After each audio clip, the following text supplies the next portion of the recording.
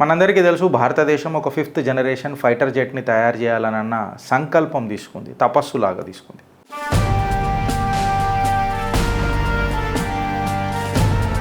America వాడి బుద్ధి మనందరికీ తెలిసిందే, వంకర బుద్ధి నా కొడుకుది.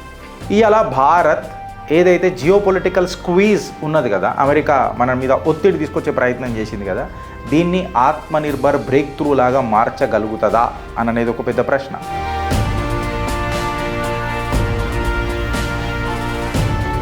ఇప్పుడు ఈ ఇష్యూ కంప్లీట్గా జీఈ జనరల్ ఎలక్ట్రిక్ తయారు చేస్తున్న F414 INS6 ఇంజన్ ఏదైతే ఉందో అమ్కా ఇంజన్, ఇది కేవలం ఒక ప్రొక్యూర్మెంట్ డిస్ప్యూట్ కాదు. And Modi is a tough negotiator అని చెప్పి ఇలా నేను కితాబ్ ఇచ్చుడు కాదు, ట్రంప్ కితాబ్ ఇచ్చింది. ఎయిర్ క్రాఫ్ట్ యొక్క స్ట్రక్చరల్ గుండె అని అంటాం చూడు, మనం గుండెకాయ అని అంటాం చూడు, ఆ గుండెకాయ అనేది ఇంజన్. ఇప్పుడు F-16 సప్లై చేస్తాడు అమెరికా, బట్ ఆ ఇంజన్లు షట్ డౌన్ చేయాలంటే ఆ అమెరికాలో కూర్చొని కూడా చేస్తాడు. ప్రచండ్ హెలికాప్టర్ టెస్ట్ చేసినప్పుడు కూడా ఆయన ఒక మాట అన్నాడు, మేరా సైనిక్ కా సామర్థ్య బఢానే కే లియే మే ఉస్కో ఓ అస్త్ర దూంగా, ఉన్కో ఓ అస్త్ర దూంగా, ఉన్కా సామర్థ్య బడే. మనకు స్వతంత్రంతో పాటు మన గొప్పతనం కూడా కనబడాలి, భారత్ యొక్క గొప్పతనం. ఇది కదా ప్రధాని మాట్లాడేది ప్రతిసారి.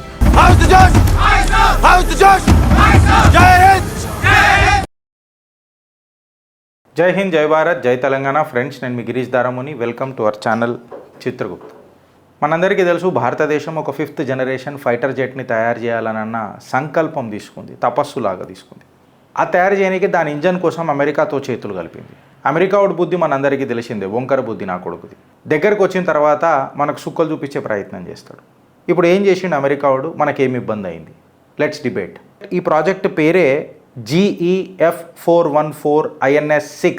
జనరల్గా మనం అమ్కా ఇంజన్స్ అని చెప్పి మనం మాట్లాడతాం. ఇవాళ భారత్ ఏదైతే జియోపొలిటికల్ స్క్వీజ్ ఉన్నది కదా, అమెరికా మన మీద ఒత్తిడి తీసుకొచ్చే ప్రయత్నం చేసింది కదా, దీన్ని ఆత్మనిర్భర్ బ్రేక్ త్రూ లాగా మార్చగలుగుతుందా అనేది ఒక పెద్ద ప్రశ్న.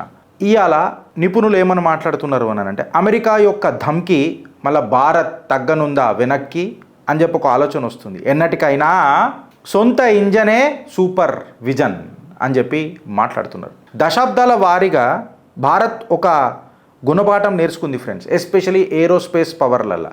ఎవడెవడైతే ఇంజన్ని కంట్రోల్ చేస్తాడో వాడే మన స్ట్రాటజిక్ టైమ్ లైన్ని మానిటర్ చేస్తాడు, కంట్రోల్ చేస్తాడు. ఇప్పుడు ఈ ఇష్యూ కంప్లీట్గా జీఈ జనరల్ ఎలక్ట్రిక్ తయారు చేస్తున్న F414 INS6 ఇంజన్ ఏదైతే ఉందో అమ్కా ఇంజన్, ఇది కేవలం ఒక ప్రొక్యూర్మెంట్ డిస్ప్యూట్ కాదు. ఇన్ఫ్యాక్ట్ ఇది ఒక మనకు షార్ప్ రిమైండర్. దేనికి తెలుసా? ఎప్పుడైతే మనము ఫారిన్ దేశాల మీద మన యొక్క ఎయిర్ క్రాఫ్ట్ ప్రొపల్షన్ టెక్నాలజీ ఆధారపడి ఉంటుందో ఇది మనకు స్ట్రాటజిక్ వల్నరబిలిటీ అవుతుంది, ఇబ్బంది అవుతుంది అనేది ఇది మనకి అలా కళ్ళకు అద్దినట్టు కనబడ్డది. ఇన్ఫ్యాక్ట్ కరెక్ట్గా చెప్పాలన్నానంటే జనరల్గా ఈ ఏదైతే F414 ఇంజన్ ఏదైతే ఉండే కదా, జనరల్గా 70 to 80 crore పర్ ఇంజన్ ఉండే. వెనకటి నెగోషియేషన్లు చేసిన తర్వాత, and Modi is a tough negotiator అని చెప్పి ఇలా నేను కితాబ్ ఇచ్చుడు కాదు, ట్రంప్ కితాబ్ ఇచ్చిండు. ఇది అమెరికన్ ప్రెసిడెంటే ఇచ్చిండు. 70 to 80 crore పర్ ఇంజన్కి కాస్ట్ అయ్యే అర్లియర్ నెగోషియేషన్ని సడన్గా 3 రెట్లు పెంచి పడేసింది అమెరికా. సుమారు 200 కోట్లు పర్ ఇంజన్ అని చెప్పి చెప్తున్నారు. అంటే nearly $800 million, approximately 600 crores manufacturing infrastructure మీద అదనపు భారం పడుతుంది ఇప్పుడు మనకు. ఇన్ఫ్యాక్ట్ చెప్పాలనంటే ఎప్పుడైతే మన ఆత్మనిర్భర్ ఇండిజినియస్ ప్రోగ్రామ్ అని చెప్పి మనం మాట్లాడుతున్నామో అక్కడ భారత్ యొక్క ఎకనామిక్స్కి చెక్ పడదా? ఎందుకనంటే ఇప్పుడు కేవలం ఈ కాస్ట్ అనేది కంప్లీట్గా కమర్షియల్ కన్సిడరేషన్స్, ఇన్ఫ్లేషన్ వల్ల అవుతుందా, ఇండస్ట్రియల్ కాస్ట్ వల్ల అవుతుందా, నెగోషియేషన్ లీవరేజ్ వల్ల అవుతుందా, లేకపోతే ఒక స్ట్రాటజిక్ కాన్సిక్వెన్సా? ఇది మిస్టేకా లేకపోతే మనకు దూరదృష్టి లేకుండా పోయిందా? ఇప్పుడు భారత్ ఇదొక ఆపరేషనల్ రిస్క్ని ఎత్తే సత్తా భారత్కున్నదా అని చెప్పి మాట్లాడితే ఎప్పుడైనా గుర్తుపెట్టుకోరు ఫ్రెండ్స్, ఎస్పెషల్లీ అమెరికా లాంటి దేశాలు ప్రెషర్ ఎట్లా క్రియేట్ చేస్తాయి అని చెప్తే అమ్కా MK1 ప్రోటోటైప్ ఇంకా తేజస్ MK2కి F414 ఇంజన్ని పెడదామని అనుకున్నది. F414 ఇంజన్ ఫ్యామిలీని మన అమ్కా MK1 ఇంకా తేజస్ MK2కి పెడదామని అనుకున్నది. ఎయిర్ క్రాఫ్ట్ ఎప్పుడైతే మొత్తం కాన్ఫిగరేషన్ ఫ్రీజ్ అయిపోతుంది కదా, ఇంజన్ అనేది ఒక నాన్ రీప్లేసబుల్ కాంపోనెంట్ అయిపోతుంది. ఎందుకనంటే ఎయిర్ క్రాఫ్ట్ యొక్క స్ట్రక్చరల్ గుండె అని అంటాం చూడు, మనం గుండెకాయ అని అంటాం చూడు, ఆ గుండెకాయ అనేది ఇంజన్. ఇవాళ ఈ గుండెకాయని నువ్వు నాకు 60 to 70 crores ఇస్తే బెండకాయ, మొన్నటిదాకా గుండెకాయ అన్న అమెరికా ఇవాళ ఏమంటుంది, బెండకాయ అని చెప్పి మాట్లాడుతుంది. ఏముంది ఇంజన్ మార్చేస్తే అయిపోతుంది కదా అని అంటే, అవి పల్లీలు బఠానీలు కావురా మార్చనీకే అని అనేది నేను వాళ్ళకి చెప్తున్నా. ఇప్పుడు ఇంజన్లు మార్చాలా అని చెప్పి నువ్వు డిసైడ్ చేస్తే ఇంజన్ మౌంట్లు మార్చాలా, దాని ఇంటేక్ జామెట్రీ మార్చాలా, దాని సాఫ్ట్వేర్ ఇంటిగ్రేషన్ మార్చాలా, దాని ఫ్లైట్ కంట్రోల్ ఏవైతే నిబంధనలు ఉంటాయో చూడు, లాస్ ఉంటాయో చూడు, దాన్ని మార్చాలా. ఒక ఎయిర్ క్రాఫ్ట్కి సంబంధమైన ఇంజన్ని తయారు చేయాలంటే దాని థర్మల్ మేనేజ్మెంట్ని మార్చాలా, దాని వైబ్రేషన్ అనాలిసిస్ మారుతుంది, దాని సర్టిఫికేషన్ మారుతుంది. ఇన్ఫ్యాక్ట్ చెప్పాలనంటే మళ్ళీ ఒకసారి కొత్త ఫ్లైట్ టెస్టింగ్ చేయాల్సి వస్తుంది. మళ్ళీ ఇవన్నీ నీకు ఆపరేషనల్ డిలేస్ ఆల్రెడీ ఇన్ని సంవత్సరాల పాటు మనకంటూ ఒక సొంత ఎయిర్ క్రాఫ్ట్ లేదు అని చెప్పి మనం బాధపడుతూ ఉన్నాం. మనకంటూ ఒక ఫైటర్ జెట్ లేదు అని చెప్పి మనం బాధపడుతున్నాం. అది మన భారతదేశంలో తయారైందనని. ఇప్పుడు పక్కకున్న దేశాలకు, పొరుగు దేశాలకి ఇది ఒక అడ్వాంటేజ్ అవుతుందా కాదా? భారత్ 5th జనరేషన్ కేపబిలిటీని కోల్పోదా? ప్రపల్షన్ డిపెండెన్సీ ఫారిన్ కంట్రీ మీద డిపెండ్ అవ్వడం అనేది మోడర్న్ కాంబాక్ట్కి, ఇవాళ ఏవియేషన్కి ఎంత ప్రెషర్ క్రియేట్ అవుతుంది అన్నది ఒకసారి మీరు అర్థం చేసుకోండి. ఇదైతే ఆమ్కా బడ్జెట్ ఏదైతే ఉండే కదా ఫ్రెండ్స్, డెవలప్మెంటల్ బడ్జెట్ ఏదైతే ఉండే కదా, ఇది సుమారు 15,000 కోట్లు అని చెప్పి నిపుణులు చెప్తున్నారు. అందులో ఇప్పుడు 6,000 కోట్ల అదనపు బర్డన్ పడుతున్నదని అంటే సుమారు నాకు తెలిసి 40% of the cost engine develop అయ్యే కంటే ముందే మనకు ఖర్చు అయిపోతున్నది. ఇది ఆబ్వియస్గా మనకు ఒక సెట్ బ్యాకా కాదా? ఏం సెట్ బ్యాక్ అవుతుంది గిరీష్ అని చెప్పి మనం మాట్లాడితే, నీ ఫ్రంట్ లోడెడ్ ఎక్స్పెండిచర్ పెరుగుతున్నప్పుడు ఆబ్వియస్గా ఏదైతే ఇన్వెస్ట్మెంట్లు నువ్వు రేడార్ డెవలప్మెంట్ మీద చేస్తానన్నావు చూడు, అది వెనక పడతాయా? స్టెల్త్ డెవలప్మెంట్ మెటీరియల్స్ ఏవైతే ఉంటాయో చూడు, దాన్ని తెచ్చుకుందామన్నానంటే దానికి బడ్జెట్ కన్స్టెంట్స్ అయితాయా కావా? దాని తర్వాత మిషన్ కంప్యూటర్స్ ఏవైతే ఉంటాయి చూడు, ఎలక్ట్రానిక్ వార్ఫేర్ సూట్స్ ఏవైతే ఉంటాయి చూడు, దాని తర్వాత ఇవి తయారైన తర్వాత దీనికి ఏ వెపన్ ఇంటిగ్రేషన్ చేద్దాము మనకు కాస్ట్ తక్కువగానికే అనే ఆలోచన మీద కూడా ఖర్చు పెరుగుతుందా పెరగదా? దానికి మళ్ళీ ఇవన్నిటిని మళ్ళీ మనం టెస్ట్ చేసుకుంటూ రావాలనంటే ఖర్చు పెరుగుతుందా పెరగదా? కేవలం మనం ఒక మోడల్ ఆటోమొబైల్లో తయారు చేయాలని అంటేనే PP1, PP2, PP3 మోడల్స్ అని చెప్పి మనం మాట్లాడతాం. సో ఇలా భారత్కి ఒక గుణపాఠం నేర్చుకోవాల్సిన టైం ఆసన్నమైంది. ఏందనంటే ద 120 కిలోన్యూటన్ నేషనల్ ప్రోగ్రామ్ ఏదైతే ఉంది చూడు, ఇంజన్ ప్రోగ్రామ్, అది భారత్ ఆత్మనిర్భర్ చేసుకోవాల్సిందే. ఎందుకంటే వెనకటికి కూడా ఇప్పుడు F-16 సప్లై చేస్తాడు అమెరికా వాడు, బట్ ఆడు ఇంజన్లు షట్ డౌన్ చేయాలంటే ఆడు అమెరికాలో కూర్చొని కూడా చేస్తాడు. మీకు యాద ఉందో లేదు, ఇప్పుడు ఆపరేషన్ సింధూర్ అప్పుడు కూడా మనం ఏదైతే రఫేల్కి మిజైల్స్ పెడదామని అంటాం చూడు, అది ఫ్రాన్స్ కంపాటబిలిటీ ఉన్న మిజైల్స్ పెడితేనే అది యాక్సెప్ట్ చేసింది. దాని సోర్స్ కోడ్ ఇరా అంటే వాడు ఇచ్చిండా? ఇయ్యలే. ఎందుకు ఇయ్యలే? వాడు ఖర్చు ఎందుకు తక్కువ చేసుకోవాలని చూస్తాడు. సోర్స్ కోడ్ అనేది దాన్ని ఆత్మ లాంటిది కదా, అట్లా ఎట్లా ఇస్తా అని చెప్పి మాట్లాడతాడు. ఇప్పుడు మనం అర్థం చేసుకోవాల్సింది ఏందనంటే, ఇది ప్రొక్యూర్మెంట్ ఛాలెంజ్ కాదు. నిజంగా చెప్పాలనంటే ఒక పర్మనెంట్ స్ట్రాటజిక్ షిఫ్ట్ లాగా ఆలోచించాలి. ఎందుకు అనంటే మన దగ్గర టాటా అడ్వాన్స్డ్ సిస్టమ్స్ ఇప్పుడు గట్టిగానే అయినాయి. మనం ఒక ఎయిర్ క్రాఫ్ట్ క్యారియర్ని కూడా తయారు చేసుకున్నాం టాటా నుంచి. హర మహాదేవ్ అని చెప్పి మనము ఆశీర్వాదం కూడా తీసుకున్నాం మహాదేవుడిది. లార్సన్ అండ్ టర్బో ఇంకా భారత్ ఫోర్జ్ కూడా ఒక ఇంపార్టెంట్ ఎవల్యూషన్ లాగా పరిగణనలోకి తీసుకోవాల్సి వస్తుంది. ఇలా ఇండియన్ మ్యానుఫ్యాక్చరింగ్ ఈకో సిస్టమ్ అనేది, దాని క్యాపబిలిటీ అనేది, ఎస్పెషలీ కావేరీ ప్రోగ్రామ్ అనేది మళ్ళా పునః మొదలెట్టాల్సిన టైం ఆసన్నమైందా లేదా? ఇదే మ్యాజిక్, ఇదే లాజిక్. దీన్ని మించింది ఇంకేం లేదు. ఇక డిలే అయినా, ఒక అడుగు వెనకకేసినా, ఆ అడుగు ఎవడైతే మనను మోసం చేసిండు చూడు, ఇది మోసం అన్నారు, దీన్ని వెన్నుపోటు అంటారు.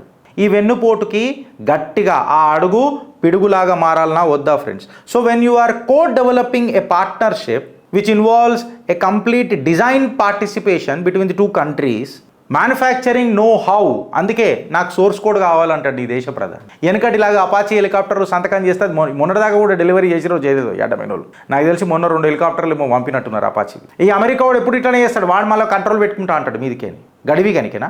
ఇప్పుడు నీ దగ్గర గదే బండి ఉండే, గాని దగ్గర కూడా గదే బండి ఉండే, శత్రువుకు తెలియదా దాని ప్రాబ్లంలు ఏముంటాయని.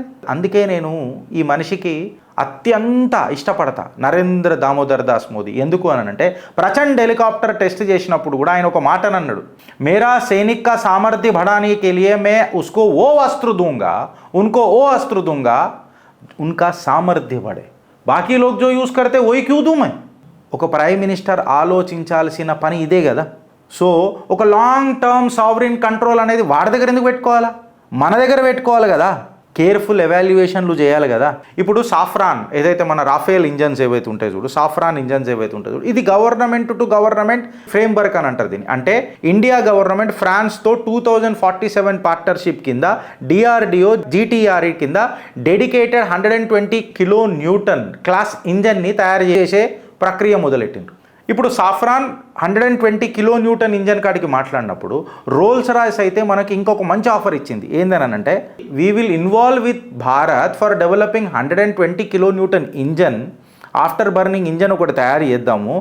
తర్వాత ఏదైతే భారత్ యొక్క 6th జనరేషన్ యొక్క కళలు ఉన్నాయి చూడు, 5th జనరేషన్ 120 కిలో న్యూటన్కి మేము సపోర్ట్ చేస్తాము, ఇద్దరుగా చేద్దాం. ప్లస్ నా దగ్గర ఉన్నది చూడ దాన్నే నేను తీసుకోమని అంటలేను. భారత్కి ఎట్లాంటి కావాలనో, కస్టమైజ్డ్ కావాలనో అట్లాంటి ఒక 120 కిలో న్యూటన్ క్లాస్ ఇంజన్ని తయారు చేద్దాం. ఇది భారత్కి బెటర్ కదా. నేను ఉన్నది ఇస్తానని అంటలేను. నేనేమంటున్నా, నేను నీకేది కావాలనో చెప్పు, నేను కస్టమైజ్ చేసి ఇద్దరం కలిసి చేద్దాము అని అంటున్నా. ఎందుకంటే భారత్ యొక్క క్యాపబిలిటీ అనేది ఆపరేషన్ సింధూర్ తర్వాత అందరికి అర్థమైంది. దాంతోపాటు ఏమంటుంది, ఇది 5th జనరేషన్ది కాబట్టి 6th జనరేషన్కి వచ్చే 150 కిలో న్యూటన్ కూడా నేను నీతో చేతులు కలిపి చేస్తా. సో 6th జనరేషన్కి కూడా మనకు అడుగులు పడుతున్నాయా లేవా అన్నది మనం అర్థం చేసుకోవాలి. నువ్వు పార్ట్నర్ సెలెక్ట్ చేసే కంటే ముందు కాంట్రాక్చువల్ ప్రొటెక్షన్సు కేవలం వాగ్దానాలు కావు, technology transfer, especially intellectual property rights, export freedoms. ఇప్పుడు ఒకడు వస్తాడు, వాడొచ్చి మేము పర్మిషన్ ఇయ్యమని అన్నాడు అనుకో, అప్పుడు ఏమైపోతుంది, గయ్ బయస్ పానీమే అని చెప్పి మాట్లాడతారు. మనకు స్వతంత్రం ఉండాలా, మనకు స్వతంత్రంతో పాటు మన గొప్పతనం కూడా కనబడాలి, భారత్ యొక్క గొప్పతనం. ఇది కదా ప్రధాని మాట్లాడేది ప్రతిసారి. సో కావేరీ ప్రోగ్రామ్ అనేది మళ్ళీ దానికి జీవం పోయాలి. It is not a failed engine. In fact చెప్పాలనంటే దాన్ని ఇవాళ భారత్ యొక్క ఇంజన్ ప్రపల్షన్ యూనివర్సిటీ లాగా ట్రీట్ చేయాలి కావేరీని. ఇప్పుడు మెటలర్జీ, దాని turbine research, compressor design, testing infrastructure, కంప్లీట్గా ఇంజనీరింగ్ ఎక్స్పర్టైజ్, దీన్ని దశాబ్దాల వారుగా ఒక నేషనల్ ఇన్వెస్ట్మెంట్ ఉండే మనకు అది కావేరీ. దాన్ని మనము జీవనం పోసుకోవాలన్నా వద్దా? ఇది కేవలం ఒక కొత్త 120 కిలో న్యూటన్ ఇంజన్ కోసమే కాదు, 6th జనరేషన్ 150 కిలో న్యూటన్ ఇంజన్కి కూడా కావేరీ ఇంజన్ అనేది వయబుల్ కావాలి. నువ్వు రీస్టార్టింగ్ ఫ్రమ్ జీరో చేయాల్సిన అవసరం లేదు. బట్ ఎగ్జిస్టింగ్ ఏదైతే ప్రాజెక్ట్ చేస్తున్నావో ఇంట్లో కావేరీ ఇంజన్ ఎట్లా ఫిట్ చేయగలుగుతాము అననే ముచ్చట తీసుకురావాలి. Whether it may be hot section materials, control systems, aircraft applications or future marine or derivative engines, Kaveri should be integrated. ఒక వరల్డ్ క్లాస్ ఫైటర్ ఇంజన్ మనం తయారు చేయాలనంటే భారత్ అడుగడుగున అప్రమత్తం ఉండాలనా లేదా ఫ్రెండ్స్? ఇన్ఫ్యాక్ట్ చెప్పాలనంటే మనం తయారు చేసుకున్నడే కాదు, ఇయ్యాల మన మిత్ర దేశాలకు కూడా వాళ్ళ శత్రువులను అరుసుకోవాలనంటే భారత్ సామర్థ్యం బయట కూడా కనబడాలన్నా వద్దా? ఇలా ఫారిన్ ఇంజన్లు అనేటివి మనకు అవసరం ఉండొచ్చు, కాదని అంటలేను. కానీ పర్మనెంట్ స్ట్రాటజిక్ డిపెండెన్సీ అనేది తప్పు కదా అని అనేది వాదన. ఇవాళ మన దగ్గర DRDO లాంటి దిగ్గజ సంస్థలు ఉన్నాయి, HAL లాంటి దిగ్గజ సంస్థలు ఉన్నాయి.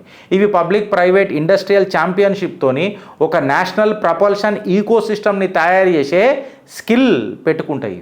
సో ఖచ్చితంగా భారత్ తన సొంత ఇండిజీనియస్ మిలిటరీ ఇంజన్లు తయారు చెయ్యాలా వద్దా, చెయ్యగలదా లేదా?